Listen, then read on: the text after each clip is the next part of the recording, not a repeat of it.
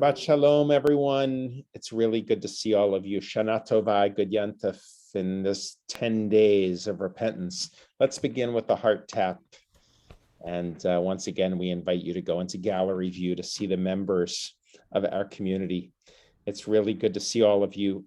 This week is known as Shabbat Shuvah, the Sabbath of our return, as we continue to explore those themes of return, to return to the best that we can be, to return to the people that God intended us to be at that moment of creation.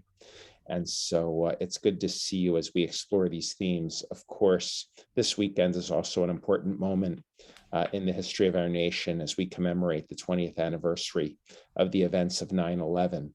And I'm very grateful for our executive director, Stephen Ashkenos, who has agreed to share a few words about his experiences living in New York at that time, as we remember all who perished, including members of our own community who perished in the events of 9/11. So with that in mind, it's good to see all of you, especially during these days, days of awe, days of uncertainty, but also days of a deep sense of renewal in knowing that we are a community that supports one another and gathers despite the challenges of our day. We're on Zoom and not in the sanctuary, I should say, because on the High Holy Days, you probably noticed, we were using different cameras that are set up in the sanctuary. But the people that run those cameras are not in the sanctuary. They're hired for the High Holy Days and not on Shabbat. So we weren't able to use the sanctuary tonight. So we'll be back in our multi-access approach of, inviting people into the sanctuary and being on Zoom at the same time. But tonight we're only on Zoom because we're in that High Holy Day setup. So please know that this is not a step back or anything new. This is just for this moment in time. And then we'll gather once again on Kol Nidre in the sanctuary together or on Zoom. So with that was a mouthful. Let's turn towards Shabbat. I need Shabbat and it will feel good. So let's listen to the melodies. Cantor. I've been so inspired by Noah's new composition, Gotta Let the Love In, which he introduced to us this Rosh Hashanah. And I've just been thinking about what it means to let love enter our hearts. Can I share, Cantor? Yeah, of course. Just speaking to Noah, he just revealed that the new issue of Psychology Today has an interview of Noah Aronson, which was really interesting about kind of a spiritual take of embracing life. So I don't know how many of you subscribe to Psychology Today, but we're going to send out the link. So thinking of Noah, thanks.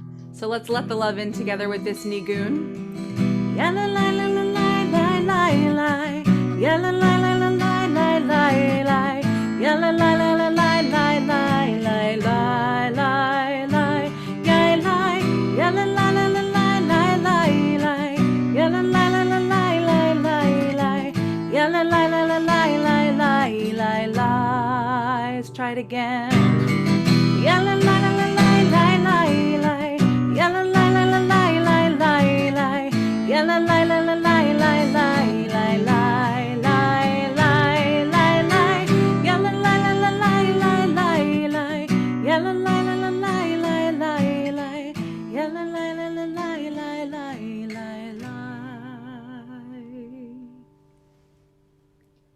Shabbat Shalom, everyone.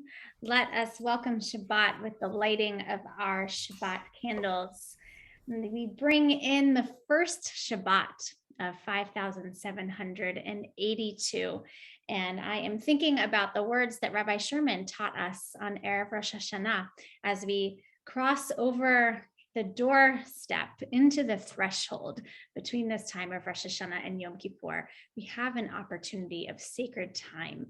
So let us make sure that we welcome a Shabbat that we use well with sacred intention, inviting shalom and light into our homes. So if you would bring your candles near and light our Zoom sanctuary with your light, we'll join together with the blessing.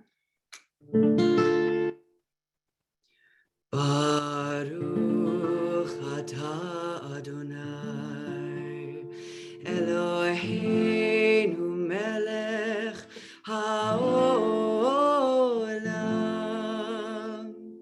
asher kiddushanu b'mitzvotav v'tzivanu lehadlik ner להדליק נר של Shabbat.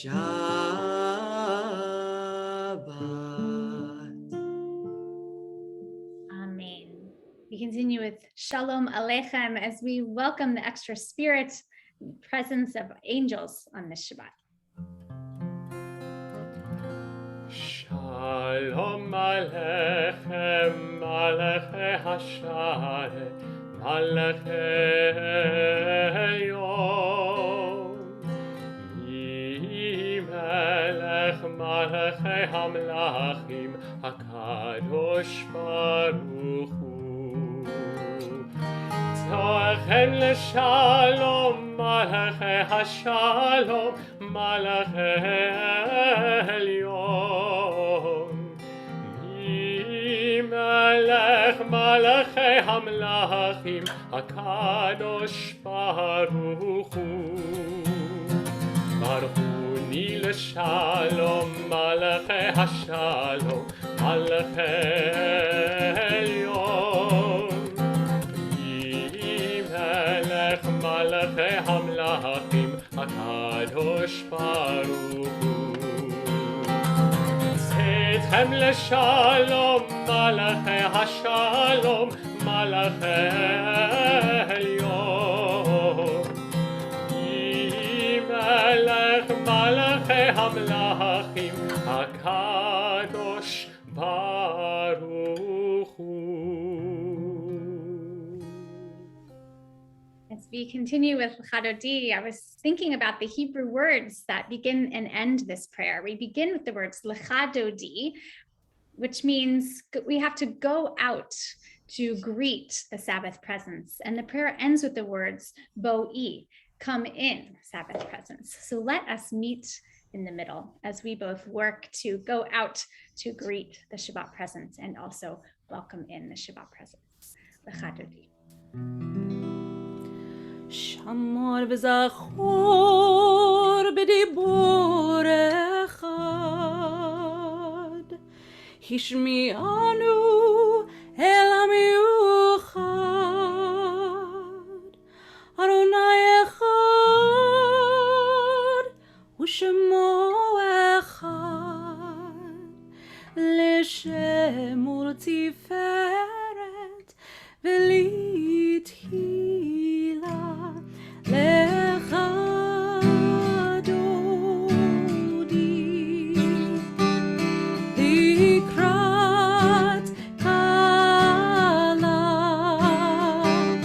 פני שבת נקבלה. לך דודי לקראת כלה פני שבת נקבלה. לקראת שבת לכו ונלכה כי היא מקום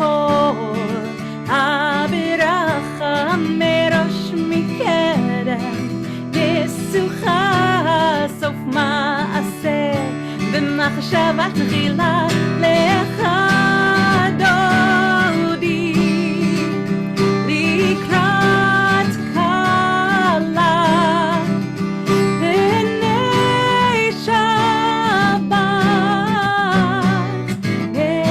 נקבלה התעוררי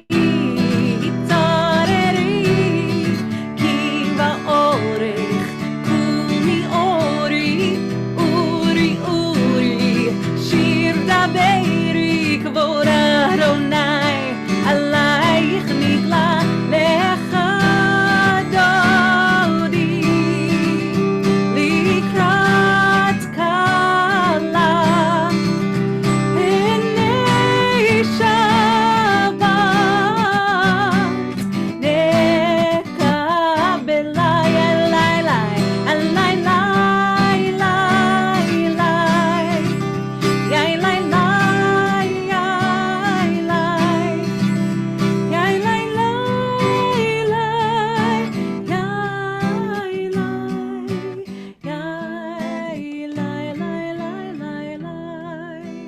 I invite you to please rise in body or spirit as we greet the Sabbath bride.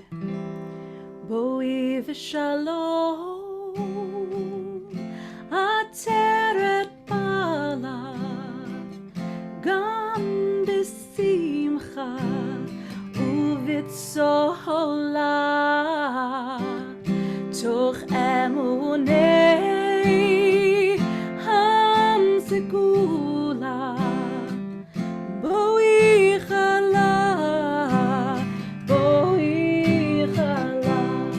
olecha dodi likrat kala o penei shabbat nekabela olecha dodi likrat kala penei shabbat nekabela penei shabbat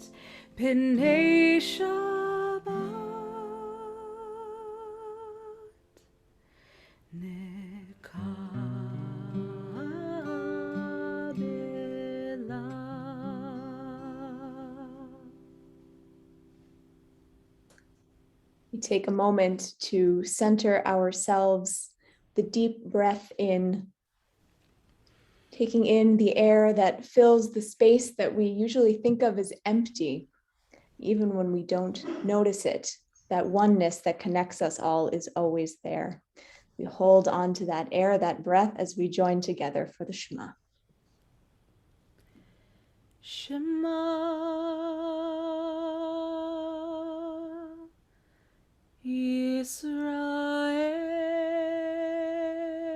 Yisrael Adonai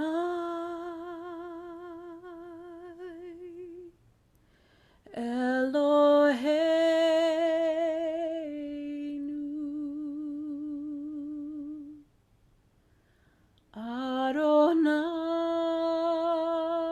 Adonai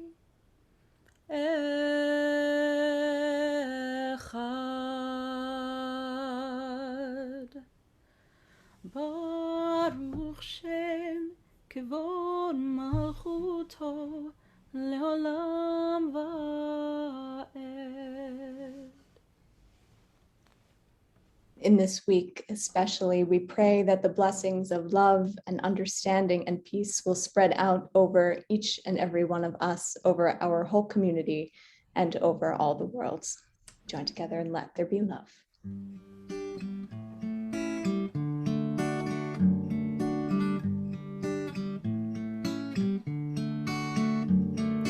Let there be love and understanding among us. Let peace and friendship be our shelter from life's storms. Let there be love and understanding among us. Let peace shelter from life's storms. Hashkivenu, Adonai Eloheinu. Hashkivenu leshalom. V'ha'amidenu shomreinu lechayim. Ufros aleinu zukat shlomecha. Hashkivenu Adonai Eloheinu. Hashkivenu leshalom. Let there be love and understanding among us. Let peace and friendship be our shelter from life's storms.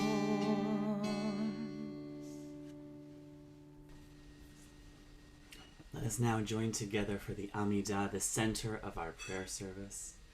As we say these words, Adonai sefatai tiftach ufi yagid tehilatecha, we ask God to let our lips be open, let our hearts be open, let our souls be open, so that whatever joys and whatever oys we are feeling within ourselves right now or within our world, that they be known, that they be recognized. So this evening, I invite you, if there's any joys or if there are any oys, if there's something that needs to be shared, something that needs to be known, I invite you to put it into our chat box and we'll hold it together as a community and go into Shabbat holding all of the joys and some of the oys too. We can hold it all together. I invite you to rise either in body or in spirit for these sacred words.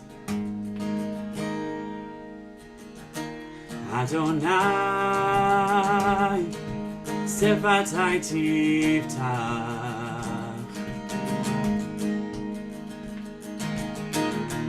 v'yagid tehilatecha.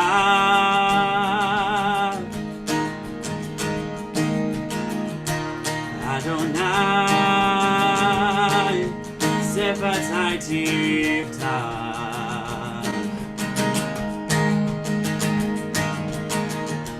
v'yagid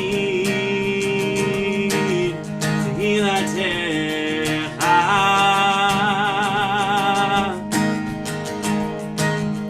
Open up our lips that we may praise your name. Open up our hearts that we may feel our pain. Open up our souls and let our love make us whole, and we will praise your name, Adonai sefatai tiftach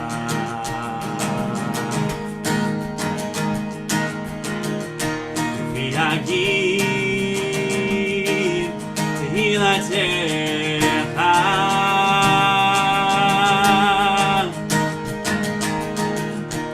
Adonai sefatai tiftach v'yagid tehilatecha. Please take a moment for your own personal reflection.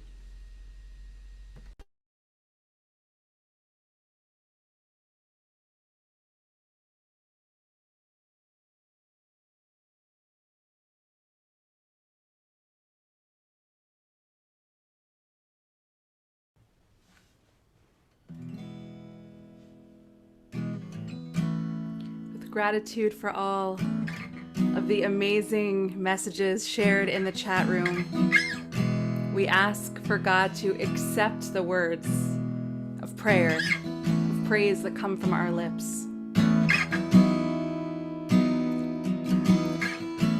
and the words of our hearts. Yehi uratzon imrei fi v'hegion libi lefanecha. Yehi uratzon imrei fi v'hegion libi lefanecha. Adonai tzuri, Adonai tzuri, Adonai tzuri v'goali.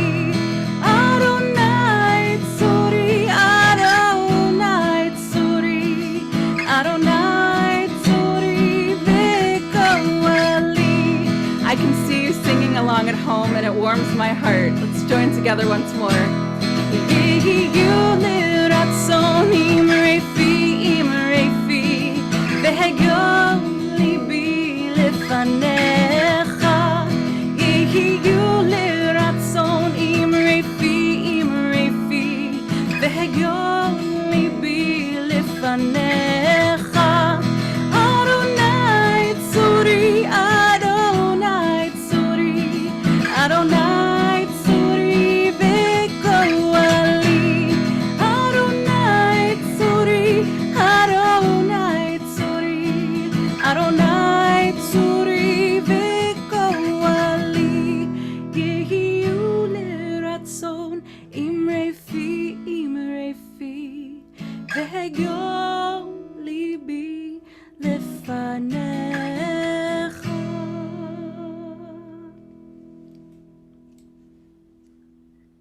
We take this moment to think of those in our lives who are in extra need of Shabbat's wholeness and healing in this week. Our loved ones, maybe even ourselves, who are in need of healing of mind or body or spirit. So we'll open up our chat room where you can lift up the names of those you are thinking of this evening. And we add to those, I've been asked to mention the name of Gary Glick. As we see all these names, all these loved ones in our community, we hold the names that are written, we hold the names that we're thinking of in our hearts, and we pray that they know a refuah shlema, a speedy return to wholeness.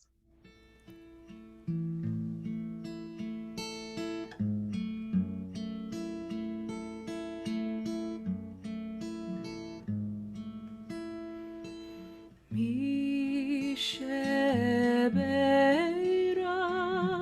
avoteinu mekor habracha leimotenu.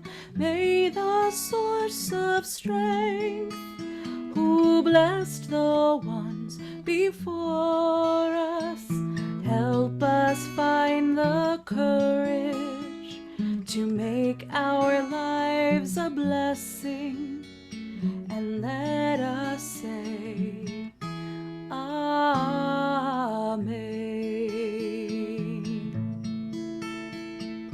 Mi shebeirach imotenu mekor habracha lavotenu. Bless those in need of healing with refuah shlema, the renewal of body, the renewal of spirit, and let us say, Amen.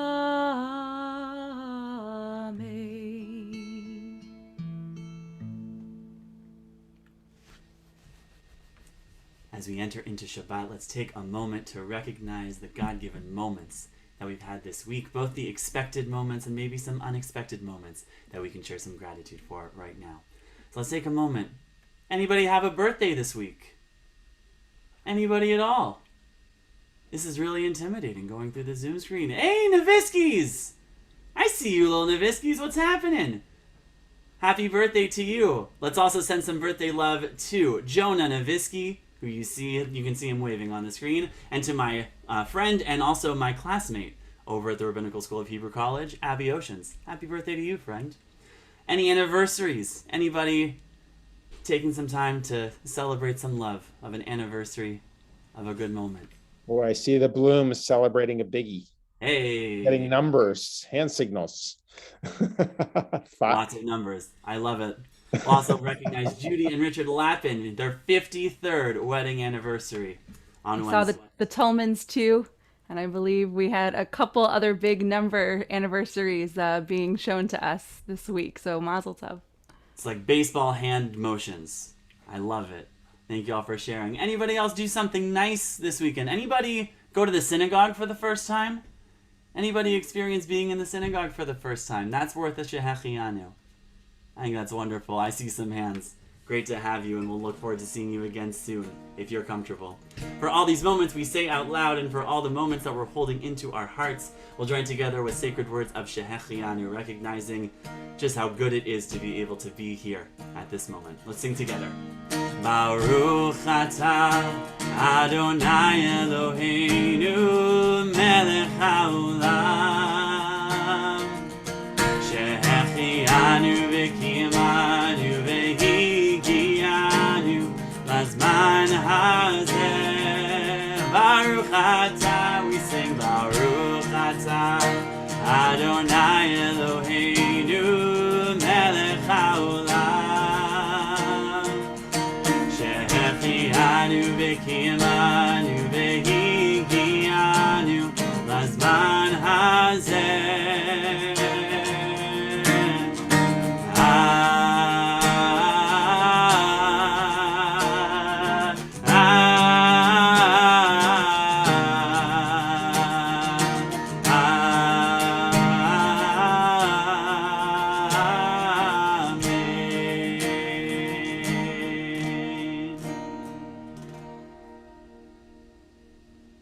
So I'm deeply grateful that Stephen Ashkenaz has agreed to share with us at this time amidst a very crazy time. To be an executive director in a large synagogue amidst the high holy days is sometimes chaotic enough, but especially these days at this time, even more so.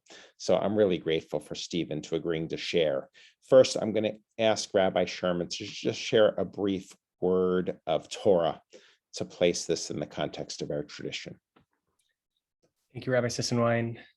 So at the same time that we begin again a new year, new hopes, new opportunities, we find ourselves nearing the end of the book of Deuteronomy, at the very end of the Torah.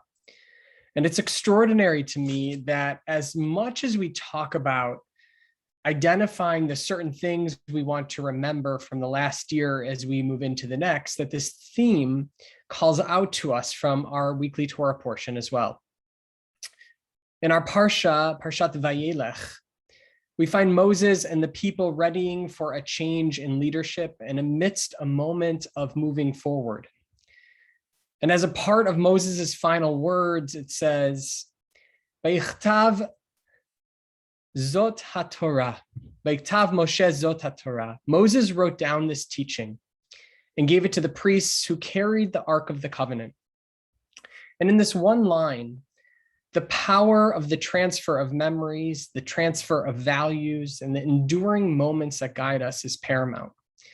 And not only does it say that everyone is responsible for knowing these messages and lessons, but that they live in the Ark among all that is sacred.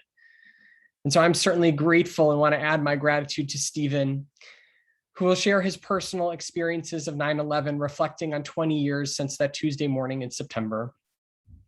Certainly his experience and each of our stories are part of this important obligation of sharing our teachings that we read in our Parsha.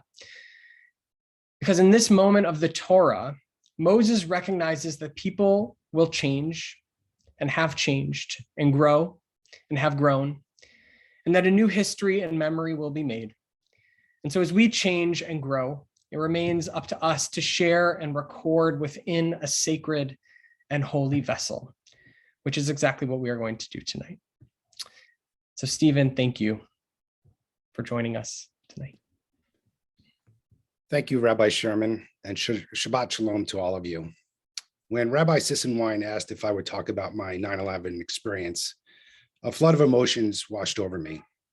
It's not something I talk about other than with my family, as everyone has a 9/11 story. We all remember where we were that day, and I never felt that my story was worthy of an audience, as my story doesn't have a tragic ending, and like so many others did. However, that day and the days that immediately followed have helped shape the person that I am today. It's defined how I've raised my children and how I conduct my life. So on this 20th anniversary, I'd like to share my story so that we always remember. As anyone who was in New York City that day will tell you, Tuesday, September 11th, 2001, was the most beautiful late summer day, sunny skies and just perfect temperature out. My wife, Jen, and I lived in Battery Park City with our 8-month-old daughter, Jamie. For those of you that are not familiar with New York City, Battery Park is right across from the towers. The towers were where our CVS was, the Borders bookstore we would go and read to Jamie. It had a great underground mall. It was my subway stop where I took the train every day to the office, to and from. It was essentially the hub of our life, as we were there every day for one reason or another. That morning of September 11th, it was the New York City mayoral primary, and I decided to take Jamie for an early walk to the towers. After voting, I remember leaving the towers and looking up and saying to Jamie, what a beautiful day it is out. It's going to be a great day. We got home around 8:30, and shortly after that, we heard a thundering noise in our apartment. But living in the city means growing accustomed to these noises, hearing and ignoring them. So we didn't give it a second thought. Immediately, the phone rang, and it was Jen's college roommate asking if we were okay and telling us to put on the news. We turned on the Today Show and saw that a plane had hit the tower, but the anchor assumed it was an error made by a small private plane. So we went about our morning not giving it a second thought. A few minutes later, we got ready for the day. The second plane hit. We saw the reflection of a fireball and felt the heat from the plane hitting in our open windows. At this point, we were unsure what was happening, but our senses definitely heightened. Although all of you here know me as the executive director of Temple Beth Elohim, I was actually in the film industry in my former life. So right after the second plane hit, I did what I knew best at the time. I grabbed my camera, went across the street, and started documenting what was happening. As I arrived at the towers, I was amazed by the gaping hole in the side of the building. There was a heavy, dark gray smoke billowing out and pieces of paper slowly falling to the ground.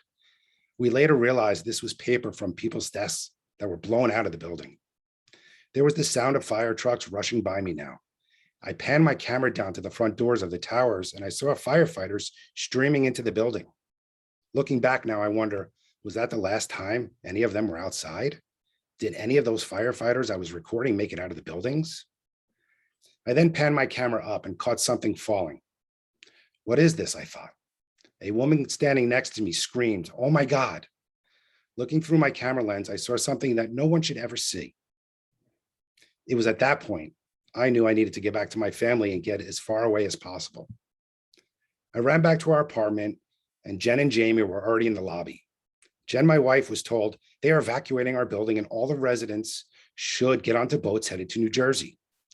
Not really knowing what was happening and not knowing anyone in New Jersey, we opted to stay in the city and walk to my office, which was in Midtown, about 6 miles away. We were a block away when we realized that we needed to grab a stroller and some formula for the baby. So while I was upstairs, a police officer told Jen there was another plane headed to New York and she should take cover immediately. By the time I came back downstairs, there was a noticeable change in energy on the streets, and I could not find Jen. I yelled and yelled, and she appeared around the corner. I could not believe what I saw. I was so happy to see her, and we knew that we needed to run now. A few blocks later, we pulled the stroller to the side, and we gave Jamie a bottle. We were new parents. We had a baby, and we had to keep her on schedule. As she was drinking her bottle, we looked up at the shattered windows and remarked to each other how interesting it would be to watch them fix the buildings. Our brains were not computing what we just saw, the noises we heard, the extent of the damage, the extent of the pain and suffering that was happening at that very moment. We started east now towards the FDR Drive. The FDR Drive is like Storrow Drive and runs the length of Manhattan. We were about 4 blocks away from the towers when we heard a very low rumble that started getting louder and louder. We felt the ground vibrate, the stroller handles vibrate, and our chests start to vibrate. We assumed this was the third plane that the police officer had warned us about. What happened next is something I will never forget as long as I lived. I looked behind us to see if I could make out what the noise was, and the city block we were on just 2 minutes ago had disappeared, and in its place was just a huge plume of gray smoke heading our way. We started to run. Here I was, my daughter in a stroller, my wife next to me, running from a dark cloud coming after us. The cloud was faster than when we were, and it finally overtook us. The debris was falling all around us. We didn't have anything to cover the baby, so I ripped off my shirt and tried to cover the stroller, but it was just a short sleeve shirt and it wasn't long enough to have any effect. Just then, a man saw us struggling. He stopped running from the horror, took off his shirt, and helped me cover my daughter's stroller from the debris cloud. A stranger literally gave my family the shirt off his back.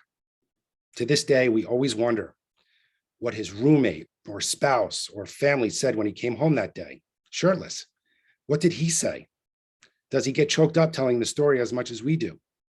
I never got his name or ever had a chance to thank him, but I think of him often. Now with the stroller finally covered, we continue to run towards the highway. There was so much construction in downtown New York at the time, and the only way to get out of harm's way was to continue to jump fences with a stroller. So again, we are running, jumping fences. Again, strangers were there to help. I would lift up the stroller to the top of a fence. They would hoist it over. We had jumped 4 or 5 fences this way. We finally made it to the FDR Drive, but had passed the actual on-ramp. So our only option was to climb up about 10 feet onto the on-ramp. Once again, I lifted the stroller.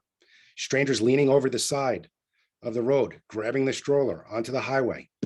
But because it was so high, we could no longer see the stroller amongst the thousands of people walking away from the towers. I've never seen, nor probably will ever see, Jen jump like she did. Mother's instincts took over, as she was over that wall, 10 feet tall, with no help whatsoever in seconds. As we got on the highway, we looked across and just saw one tower standing. We were confused. It took us a minute to realize that the rumbling and smoke cloud that was not a third plane, but the tower falling. We were now amongst thousands of people who were walking on the drive, trying to get to safety. Suddenly, there was a random lone car trying to get through the crowds of people. I jumped in front of the car, and luckily he stopped. I begged the driver to take us with him. He told us that he didn't have room for us in the car. I pleaded with him to take my wife, take my baby, but my wife would not go without me. He finally agreed to let us all squeeze in. As I put the stroller in the trunk, I looked back to the towers, just in time to see the second one crumble. It was 10:28, a sight, again, I will never forget. As we drove uptown, he had the radio on. Now you have to remember that these were different times. There was no smartphones, no social media, no Twitter. Self-service was actually knocked out, and we had no idea about the terror that unfolded all morning. We didn't know that a plane had hit the Pentagon. We didn't know about Shanksville, Pennsylvania. We didn't know it was terrorism. And all of this information was sensory overload as we tried to reconcile what we had just experienced as we were learning it in real time. The driver dropped us off a few blocks from my Midtown office. I was covered in dust. I was shirtless. I went to a CVS to buy a shirt and some formula for the baby, people looking at me like I was crazy. We tried to call our families to let them know we were okay, but all circuits were busy and we couldn't get in touch with anyone. I can't imagine what they were feeling knowing that we were there. The days and weeks and months that followed were a blur. We lived with my in-laws for a few months as part of the plane landed on our roof, and there was debris throughout our apartment and was roped off as a crime scene. We were able to go back to the apartment twice to grab passports and necessities, but we never went back again. I learned a lot that day. I learned that true evil really does exist. However, I also learned that ordinary people can be heroes even when we don't expect it. I learned there's no straight path in life, and we'll be forced to deal with unplanned challenges along the way, whether it's health challenges, financial woes, or anything else that life throws our way unexpectedly. But it's having the ability to pivot and face the challenges with an attitude which is important in life. So this time of year, I reorient myself. I take stock of all the great things I have in my life. I ponder the fragility of it all and how lucky I am to be able to have my wife on Zoom with us here, Jamie, my daughter, who's now 20, on Zoom with us, my other daughter who's on Zoom, my friends and family joining us tonight. How lucky I am, and so many weren't. I will never forget those individuals that helped us that day. And most importantly, I will never forget those that lost so much. Shabbat Shalom.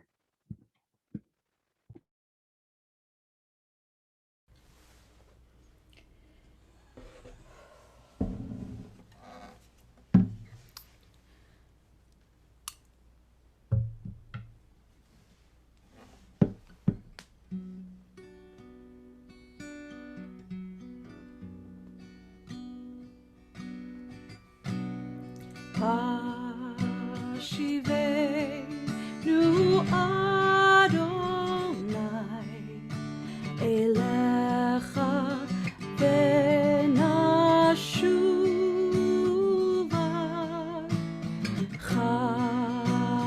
Chadesh Yameinu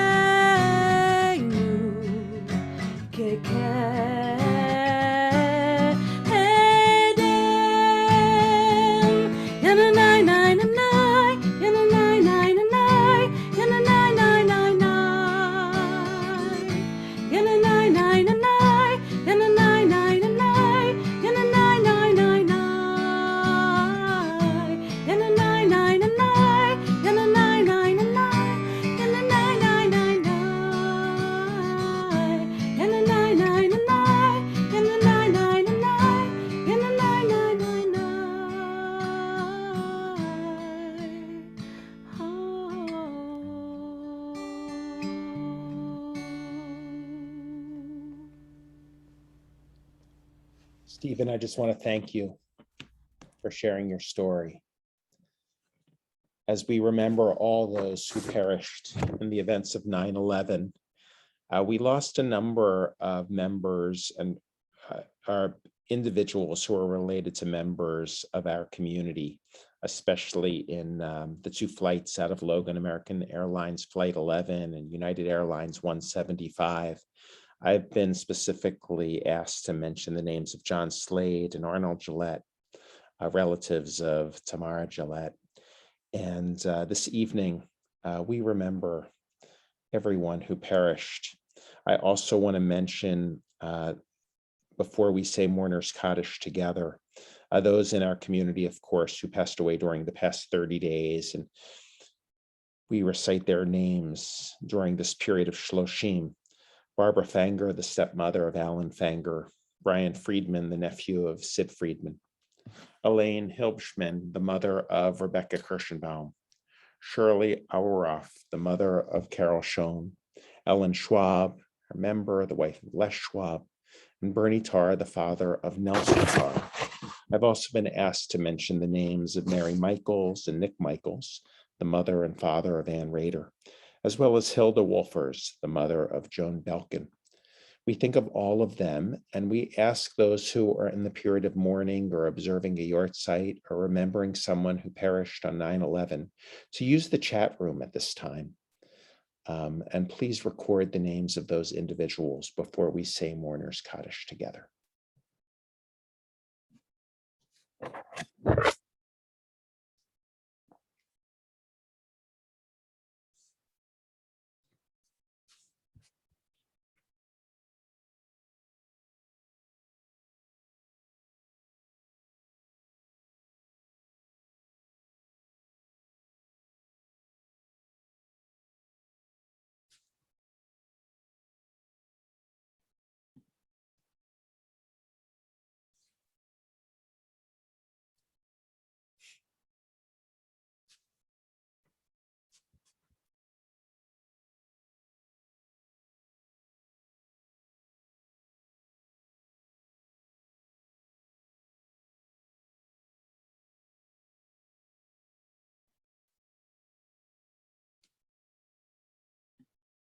And so we say together, Yitkadal v'yitkadash shemei rabbah, v'yalma divra shrutei v'yamlich malchutei. v'chayachon u'vyomechon v'chayed chol Beit Yisrael. V'agalav izman kariv imru amen. Yehei shmei rabam v'barach le'alam olamei omaya. Yitbarach v'yishtabach v'yitpa'ar v'yitramam v'yitnaseh v'yitadar v'yitaleh v'yitalal shmei d'kudusha b'richu le'elam min kol birchata v'shirata tushbachata v'nechamata ta'amiran bi'alma v'imru amen. Yehei shlama rabba min shamaya v'chaim aleinu v'al kol Yisrael v'imru amen. Oseh shalom b'mromav, hu ya'aseh shalom aleinu v'al kol Yisrael v'imru amen. Yaseh shalom, Yaseh shalom, shalom aleinu ve'al kol Yisrael.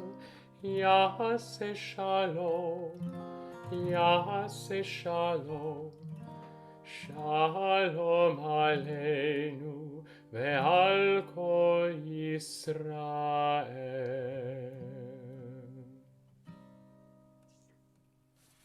Before we continue, a few announcements. First of all, I want to thank Stephen once again, not only for enabling us to remember that day, but also to consider some of the blessings that we share in life. And on Sunday, we have a unique program. It's called Parents Circle. It's Palestinians and Israelis who have lost a child due to terror or war, who come together and try to comfort one another and grow and teach through their experiences. And they'll be joining us from Israel and the Palestinian territories this Sunday at 1 o'clock, obviously on Zoom. So I hope you can join us. There are a number of announcements. Of course, Yom Kippur is fast approaching. Emails will come out soon. Minyan will take place tomorrow. But Rabbi Sapphire, I know you had a special announcement as well. Yes, a few special announcements. One is that 9:30 on Sunday morning, our Holy Schwitz exercise group at the temple will kick back up again, and we're excited to gather together. Details are in your email. I also want to share that the teens who brought us the infamous TBE podcast have been back at it again, and will release a Yom Kippur podcast that should come out on Sunday's e-blast. So take a look at that. We hope that it will inspire a meaningful reflection towards your Yom Kippur experience.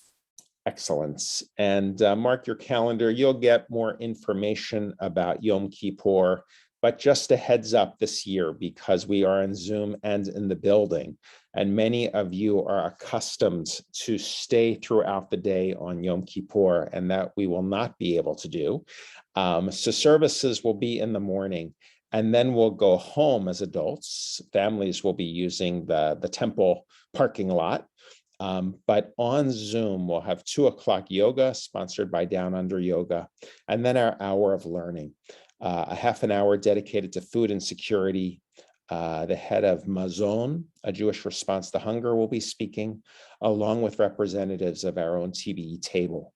And then a half an hour will be receiving an update on Afghanistan. Congressman Auchincloss, who served in Afghanistan, will share as well. And we'll be learning about our own project at TBE, welcoming Afghani families as well. So that's at 3 o'clock. And then I warn you, because for those who are coming to the temple, I hope you can jump right back in the car, because at 4:30, we'll return to our hour of response, which we missed last year. And the hour of response will be in our building, but open on Zoom as well. And then followed by Mincha, our Torah service, and Yizkor and Ne'ilah, as we've done in the past.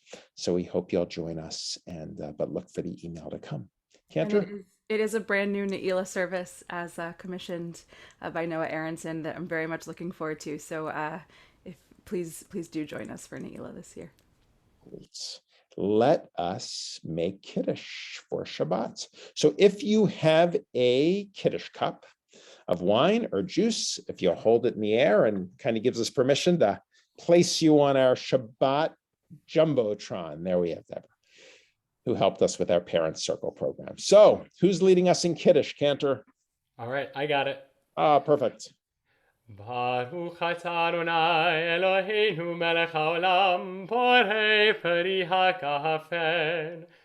Baruch atah Adonai Eloheinu melech haolam asher kiddishanu b'mitzvotav v'ratzavanu v'shabbat kodsho be'ahava uvratzon hinchilanu zikaron lema'aseh v'reshit Ki hu yom techila lemikra kodesh zecher letziat mitzrayim ki vanu vacharta ve'otanu kidashta mikol hamim v'shabbat kodshecha Be'ahava uvratzon hinchaltanu Baruch atah Adonai mekadesh haShabbat.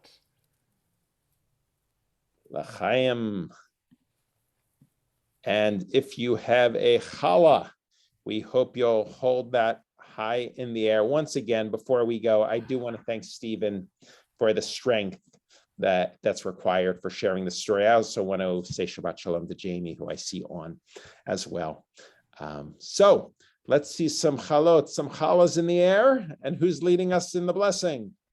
One more time. Baruch atah Adonai Eloheinu melech haolam hamotzi lechem min haaretz b'tehavon. Beautiful, Margot, you get to take the bite.